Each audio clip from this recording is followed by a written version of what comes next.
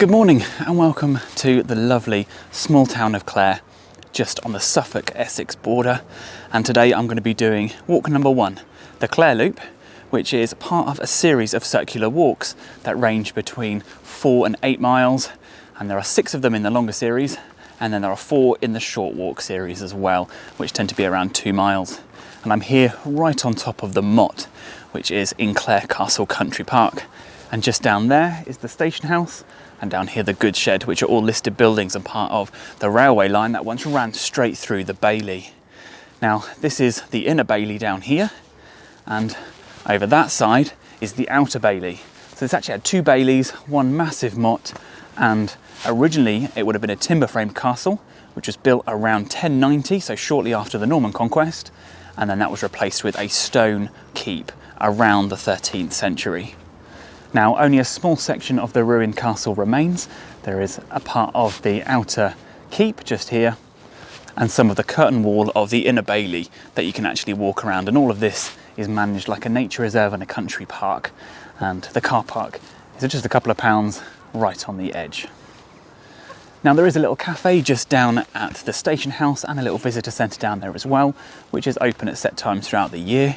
So this walk is going to take me along the edge of the town, and I'm going to visit Erbury, which is a Clare camp, and that's an ancient enclosure, and then I'm going to enjoy some of the countryside along the western side before returning along the River Stour.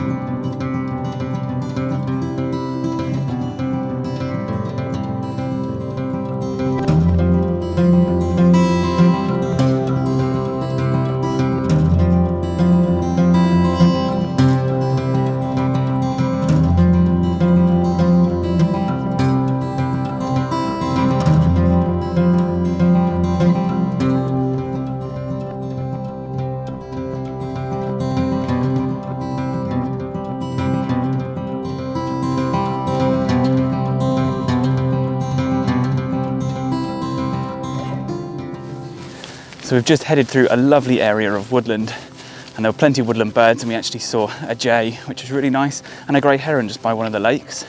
And we're now heading into the village of Clare, and just on the other side is a really historic area called Clare Camp, and I'll find out more about that when I get there.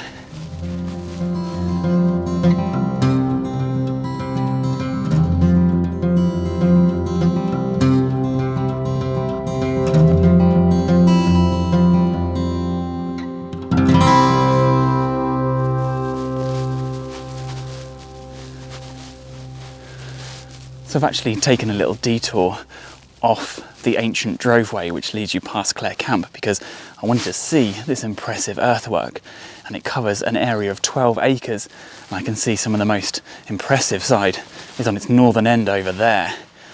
The rampart itself actually goes to a height of about 9 feet, and there are multiple banks and ditches. Now the whole area actually covers 12 acres, and no one is absolutely certain what the purpose of this earthwork is. Now, its shape is typical of that of an Iron Age fort, but its location is atypical because there is higher ground to the west. Now, people have suggested that it could be a Roman settlement, but no actual Roman remains have ever been found here, and others have suggested that it could be a Saxon enclosure. Now, a magnetometry survey was completed here in the mid-90s, and it revealed that there were some medieval buildings down on the far eastern side, but it also showed that the ramparts are the oldest part of this area, certainly implying that they are of prehistoric origin. Now, one thing for certain is that no one's going to know what the purpose of this earthwork was until they do a full-scale archaeological excavation here.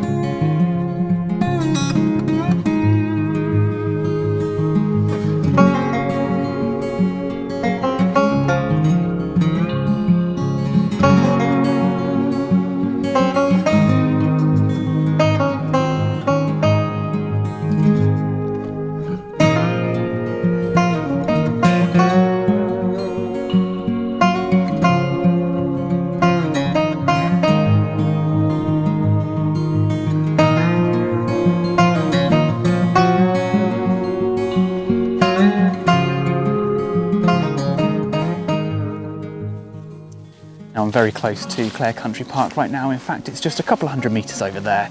And behind this wall is Clare Priory, and that dates to 1248. And I've actually made a decision not to have a look around it today because there are a few other walks that I really want to do in this area, which will pass this ruin, and I'll have a little look at it then.